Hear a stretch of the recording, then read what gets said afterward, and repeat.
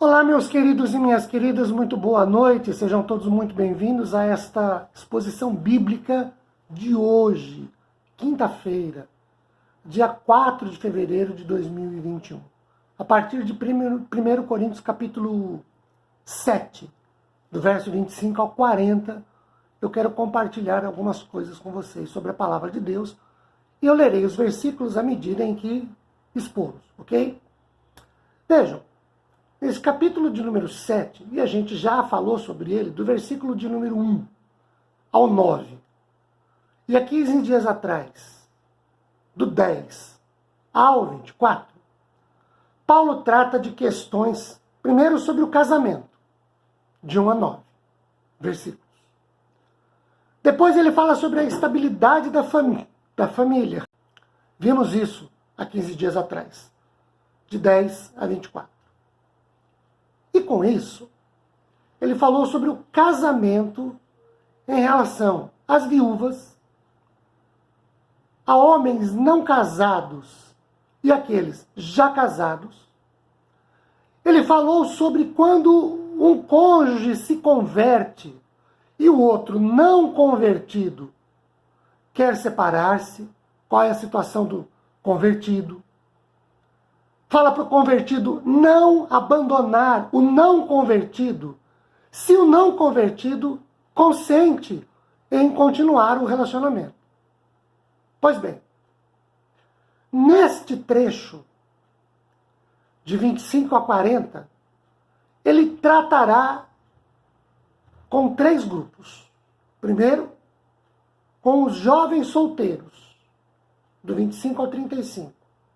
Depois, falará com os pais, dos versículos 26, 36, 37 e 38. E por último, com as viúvas, no versículo 39 e o 40. Então vamos começar com o primeiro grupo. Paulo fala aos jovens solteiros, no versículo de número 25 ao 35. Ele coloca aqui algumas coisas. Primeiro, que o celibato, se o celibato é desejado, ele não é exigido. Olhem os versículos de números 26 e 27. Ó.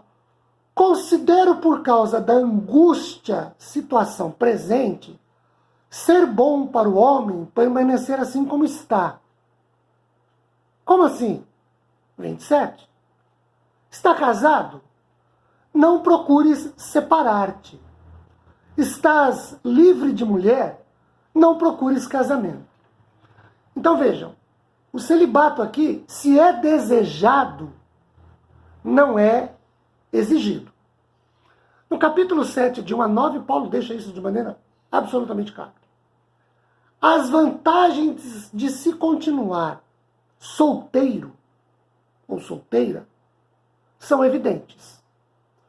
O homem ou a mulher sem outras responsabilidades estão em condições de se ocupar totalmente com as coisas do Senhor, enquanto que os que se casam ficam ocupados inteiramente uns com os outros. E aí, viver em plena consagração do Senhor, que é o alvo do apóstolo, fica um pouco comprometido.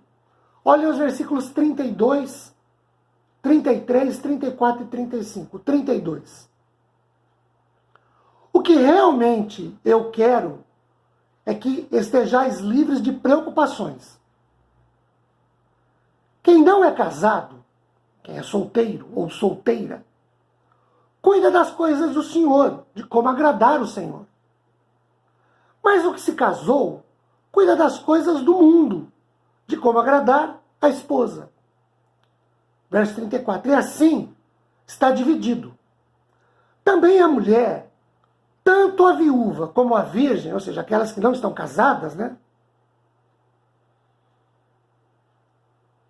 Cuida ela das coisas do Senhor.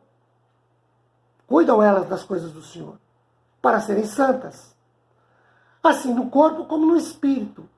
A que se casou, porém, se preocupa com as coisas do mundo, de como agradar ao marido.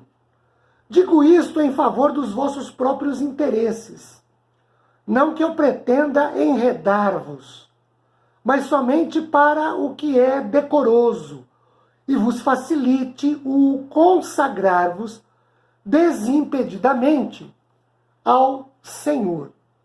Vejam, Paulo trata aqui do seguinte: se o jovem ou a jovem se casar, faz bem. Mas aquele ou aquela que permanecer solteiro faz melhor, porque se consagra mais ao Senhor. Nos versículos 26, 7 e 8 que a gente já leu, a frase ser bom para o homem permanecer assim como está, isto é bom que a pessoa fique na condição de solteiro ou solteira, como está, ou viúvo e viúva. E para isso Paulo apresenta 3 motivos. O primeiro motivo é por causa da instante necessidade. Uma frase que provavelmente se refere à pressão exercida sobre a vida cristã pelo mundo hostil. Se a vida cristã já é difícil em si mesma, por que impor um encargo a alguém através do casamento? Vamos nos lembrar, quando a gente lê a Bíblia e quando vai interpretá-la, um dos pontos absolutamente fundamentais e significativos é o contexto cultural histórico. Então, nesse período da história, a igreja sofria muitas e muitas perseguições, né? 1 Coríntios, muito provavelmente, como a gente já viu lá no comecinho da nossa exposição sobre 1 Coríntios, foi uma carta escrita pelo apóstolo Paulo à igreja de Corinto, pouco tempo depois de Nero ter colocado fogo em Roma, e culpou os cristãos. Então, a ideia é, olha, a vida cristã não é fácil, as perseguições existem. Se você é solteiro, ser perseguido solteiro é uma coisa, ser perseguido com família é outra. É nesse sentido. O segundo motivo, olhem para os versículos 29, 30 e 31. O versículo 29 diz assim: isto, porém, vos digo, irmãos, o tempo se abrevia. O que resta é que não só os casados sejam como se não o fossem, mas também os que choram como se não chorassem, os que se alegram como se não se alegrassem, e os que compram como se nada possuíssem. Foi sugerida pela declaração, o tempo se abrevia, literalmente, o tempo se encurta. O apóstolo se refere ao tempo precedendo a vinda do Senhor. Olha, como a gente não sabe quando o Senhor vai voltar, é um negócio complicado, né? Toda a vida tem de ser vivida à luz desse grande fato. Então, a aparência deste mundo passará e um novo e glorioso dia despontará. E o terceiro motivo, os versículos 32 a 35 já lidos, está expressa negativamente nas palavras: eu quero que estejais livres de preocupações, verso 32. E positivamente nas palavras: facilite o consagrar-vos desimpedidamente ao Senhor. Resumo desse primeiro ponto aqui do versículo 25 ao 35, que Paulo fala aos jovens. Jovens casados e moças virgens. A questão é a seguinte, e é muito simples. É uma questão de tempo e qualidade. Quem é solteiro ou solteira tem mais tempo para se dedicar e se consagrar ao Senhor.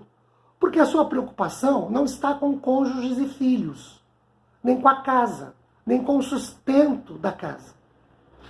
Então, ele tem mais tempo, ou ela, e consequentemente mais qualidade para a dedicação ao Senhor. O que se casou, ou a que se casou, preocupa-se com o cônjuge, com a casa, com a família. Então tem menos tempo, e aí, consequentemente, a qualidade de consagração em tese é menor. É disso que Paulo trata. Por isso ele fala, olha, se você puder ficar solteiro, fique. Agora, olhem para os versículos 36 a 38. O 36 começa dizendo assim: entretanto, se alguém julga que trata sem decoro a sua filha, estando já a passar-lhe a flor da idade, e as circunstâncias o exigem, faça o que quiser, não peca. Que se case. Todavia, o que está firme em seu coração, não tendo necessidade, não precisando se casar, mas domínio sobre o seu próprio arbítrio, ou seja, eu não quero me casar, eu me controlo, me dou conta de ficar sem me casar. E isso bem firmado no seu ânimo, é uma pessoa resolvida. Eu não quero me casar porque eu estou bem resolvido sozinho, estou tranquilo, não tem problema. Para conservar virgem a sua filha, fala bem. E assim, quem casa sua filha virgem faz bem, quem não casa faz melhor. Esta passagem, como dissemos há instantes atrás, ela deve ser compreendida à luz dos costumes culturais daquela época, que perdurou por muitos e muitos tempos. Em algumas culturas ainda o é dessa forma. O pai tinha o controle dos arranjos para o casamento da filha. Tratar sem decoro refere-se à procrastinação do casamento quando há evidência da falta de dom da continência. Olha, eu dou conta de permanecer solteiro, solteira, sou absolutamente resolvido sobre isso, sou tranquilo, tranquila, não tem problema. Paulo diz, faz bem. Eu não dou conta de viver sozinho, eu preciso de um companheiro, eu preciso de relacionamento. Faz bem. Tô tranquilo, tô de boa, não preciso me casar. Faz melhor. Por quê? Versos 25 a 35. Tempo e qualidade de consagração. Vejam, queridos, quando Paulo fala aqui, nesse texto do 36 ao 38, é duvidoso aqui que Paulo tenha em mente o que hoje é chamado de casamentos espirituais. Pastor, trem doido é esse? Casamentos espirituais nos quais as pessoas passam por uma forma de casamento e continuam vivendo juntos, debaixo do mesmo teto, como irmãos, não como marido e mulher. Paulo não dá essa ideia, não é isso que Paulo fala. Com a frase no verso 38, quem casa sua filha faz bem, quem não casa faz melhor, não é um convite ao celibato. O celibato não é um estado de mais santidade do que o casamento. O celibato simplesmente é mais útil no serviço ao Senhor por questão de qualidade e tempo. Mas mesmo no casamento, todas as coisas, até onde for possível, devem ficar sujeitas ao serviço e dedicados e consagrados ao Senhor. E por último, os versículos 39 e 40. A mulher está ligada enquanto vive o marido, contudo, se falecer o marido, ela fica livre para se casar com quem quiser, mas somente no Senhor. Todavia, será mais feliz se permanecer viúva, segundo a minha opinião, e penso que eu também tenho o Espírito do Senhor. Muito bem. Paulo termina, então, esse trecho falando com as viúvas. Ele diz o seguinte, a viúva está livre para se casar com quem quiser, mas que se case no Senhor, isto é, se case com salvo, que se case com cristão. Isto parece indicar claramente que Paulo jamais aprovou o casamento misto, entre crente e não crente. Uma verdade que tem uma larga aplicação hoje em dia. Paulo retoma novamente o lado prático, todavia, quando escreve no verso 40, será mais feliz se permanecer viúva, ele faz uma referência ao verso de número 8, que diz, e aos solteiros e viúvos digo-lhes que seria bom se permanecesse no estado em que também eu vivo, ou seja, sem estar casado. Esse trecho da carta de Paulo fala sobre qualidade e tempo. Qualidade e tempo de dedicação, qualidade e tempo de consagração ao Senhor e à família. É disso que Paulo trata. Que a graça do Senhor esteja sobre os nossos corações, sua bênção se derrame abundantemente sobre nós, bênçãos de paz, de consolo e conforto. Amém.